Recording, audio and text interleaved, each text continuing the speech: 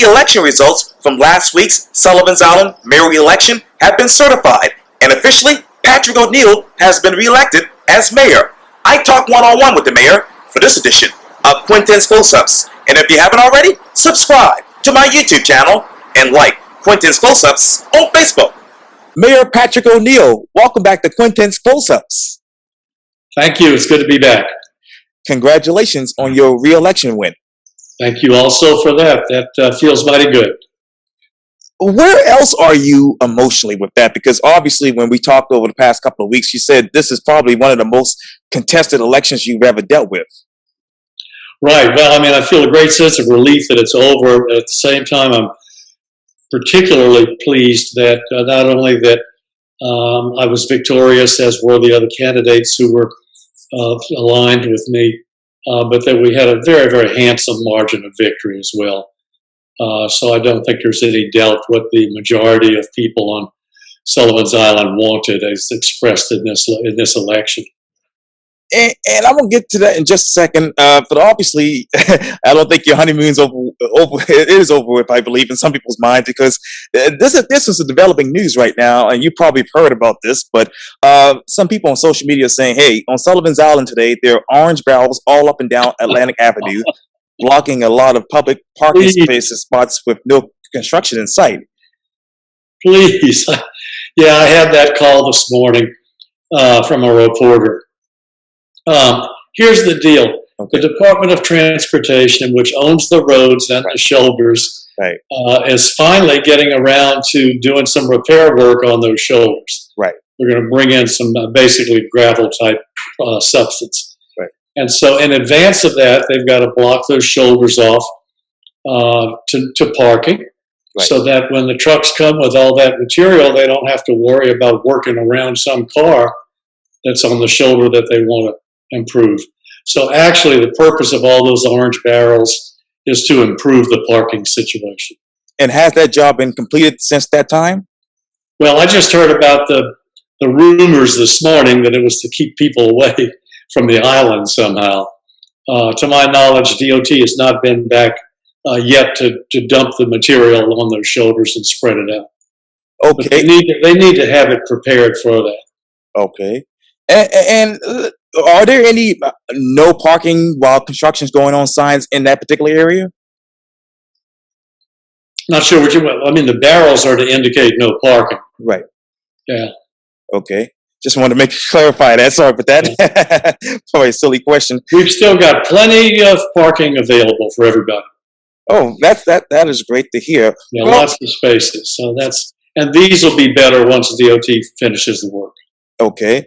Now, let me jump into the obvious and talk more about, obviously, your re-election win and obviously the issues that were a part of that particular election. And I just want to ask you this, Mayor, how complicated will your job be now that the settlement agreement on the forest is already in place? Well, we have to see what happens next with the regulatory authorities, the Army Corps of Engineers and the Office of Coastal and Resource Management for DHEC, because the work plan application is under review by those two agencies. So we'll see what they say. Excuse me, my mom's calling me on the phone here, but when do you consult with the attorneys to figure out this actual agreement out? I'm sorry, I didn't catch that. Yeah, when do you and town council consult with your attorneys to figure this agreement out? Well, that was done over a large number of executive session meetings back in the fall that the council had. With our attorneys, and then that's the agreement that was passed by a 4-3 majority on council, which again did not include me. Right. And let me ask you this: how would you publicly explain what you can legally do and not do?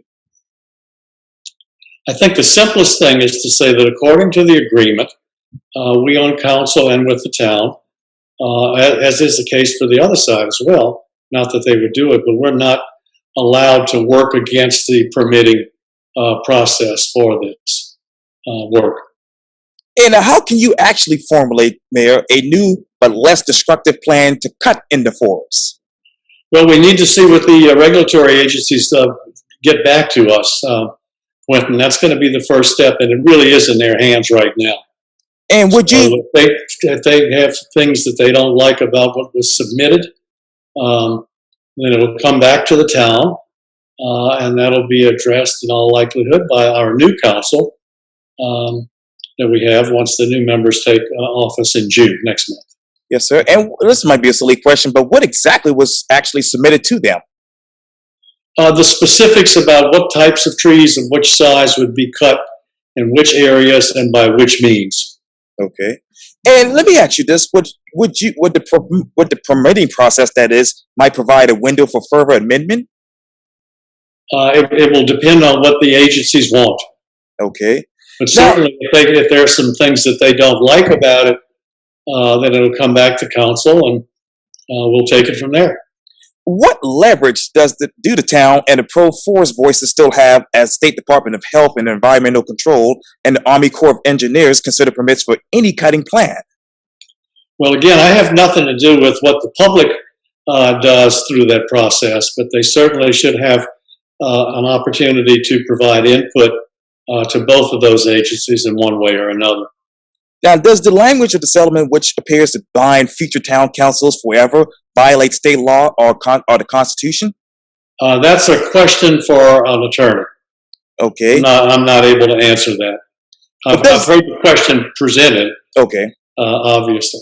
Yes, sir. But does this sound contrary to the public interest? Again, it depends on how you define the public interest. Okay. Okay. It's obvious to me that a majority of the residents and voting citizens of Sullivan's Island were not happy with that agreement, nor with the way it came to pass by council. Now, should the town permit less cutting than the agreement calls for in recognition of the vote? Again, we have to abide by the terms of the agreement, but we also have to abide by the rulings of the Corps of Engineers, if there is one, the ruling from them, and likewise the Office of Coastal Resource Management. Now, are you prepared mentally, professionally to gear up for another lawsuit if it comes about? I'm not going to expect another lawsuit. We're still dealing with this one, which is 10 years old. Yes, sir. And obviously, that issue's been going on for quite a while. But what do you want to do next as mayor now that you've been reelected? Well, we have to get up and running with our new council. Just today, the town administrator and our town attorney and I had a lengthy orientation session with our 3 new council members who are coming in. It was a very productive session. They were very engaged, had lots of good questions. They're a smart group. I think they're going to be a quick study collectively and individually. I'm really looking forward to working with them. Anytime there's a change in the makeup of council, of course, the chemistry changes a little bit. You expect the new council to take some different approaches and to go in some different directions than the current and ending council has done. So it'll be fun and interesting to see how that proceeds. We've got a lot of energy with this council. We're going to need to prioritize what we address. A lot of the things we have to address are things that are already in motion. For example, at the meeting that our new council gets sworn into, we'll need to have third reading and ratification of the budget for the next fiscal year. So that, just about all of the work on that budget has already taken place. So that course has been set. There are other projects sort of like that where they're well underway. We certainly don't expect to see any change in direction for those. And then now we can direct ourselves towards some new projects as well as we have opportunities. I think stormwater is certainly one that's got a lot of people's interest. So we'll continue with the efforts that the town has just begun in that direction. Now, what are the other new projects that are on the horizon? Well, for one thing, we have the rebuild of our fire station. We're nearing the final contracting on that with a guaranteed maximum price with the contractor. So that'll be an important project to give us a fire station that should be good for the next 50 years. Wow. Along with a storage and maintenance building that's really much needed to protect our equipment and vehicles from the salt air that we have so much of. I'm looking forward to The official opening of our new sewer treatment plant is actually functioning now, but it's still in the contractor's hands. So I'm looking forward to that and finishing up the work on the sewer collection system. Right. Yeah, we talked about that in the last interview. Yeah. But you talked about the fire station. What exactly is that maximum price? We don't know yet. We have to have a meeting with the contractor in the very near future to go over that. What we've been doing is working collaboratively with the town representatives as the owner, right, or client, right, and the architect and the contractor, looking at the plans that the architect has developed, and then in collaboration again with all three parties, looking at what their estimated pricing would be for that, and then we say, all right, well, how about if we do X, Y, and Z differently? How much money can we save doing that? So it's a process that you're all working together to try to get the best value in the building that you can, rather than send it to an architect and then put it out to bid and then pick yourself off the floor when the bids come in and they're much higher than you expected. So this is an iterative process that we're engaging in. And obviously, when you got reelected last week, you said, hey, with the new town council coming in, paid parking is definitely off the table. But what will be put on the table when it comes to parking on Sullivan's Island? Well, I mean, I'm glad DOT is taking care of some of their shoulders. That's going to help. And related to the parking, I think, is the issue of traffic and beach traffic.